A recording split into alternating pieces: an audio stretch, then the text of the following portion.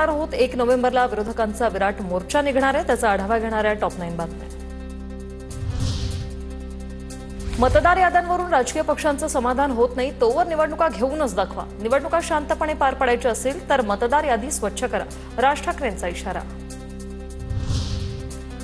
मुंबईत 1 नोव्हेंबरला विरोधकांचा निवडणूक आयोगाविरोधात विराट मोर्चा। राऊतांकडून सर्वपक्षीय पत्रकार परिषदेत घोषणा। आयोगाला दणका देण्यासाठी रस्त्यावर उतरणार राऊतांची माहिती।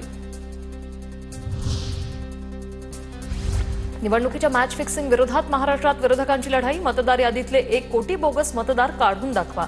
संजय राऊतांचं वक्तव्य, थेट अमित शहांना आव्हान। 1 वर्ष अजून गेलं तरी चालेल, पण याद्या दुरुस्त करा, मगच निवडणुका घ्या, राज ठाकरेंची मागणी। तर षडयंत्र ओळखा आणि मतदार याद्यांसाठी कामाला लागा, राज ठाकरेंचे कार्यकर्त्यांना निर्देश। सत्ताधारी पक्षांनीही निवडणूक आयोगाविरोधातील मोर्चात सहभागी व्हावं, जयंत पाटलांचं आवाहन। आयोगाने वेळीच चुका दुरुस्त कराव्यात, असंही केलं आवाहन। राज ठाकरेंनी नरेंद्र मोदींचा आसाममधला जुना व्हिडिओ दाखवला। निवडणूक आयोगावर मुख्यमंत्री असताना मोदींनी गंभीर आरोप केले होते, तर मोदी जे सांगत होते तेच मीही सांगतोय, राज ठाकरेंचा हल्लाबोल।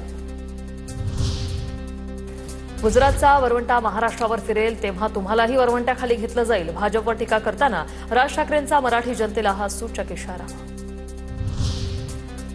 महाराष्ट्राच्या मतदार यादीत 96 लाख खोटे मतदार, राज ठाकरेंचा गंभीर आरोप। तर निवडणूक आयोगाला प्रश्न विचारल्यावर सत्ताधारी का चिडतात, राज ठाकरेंचा सवाल।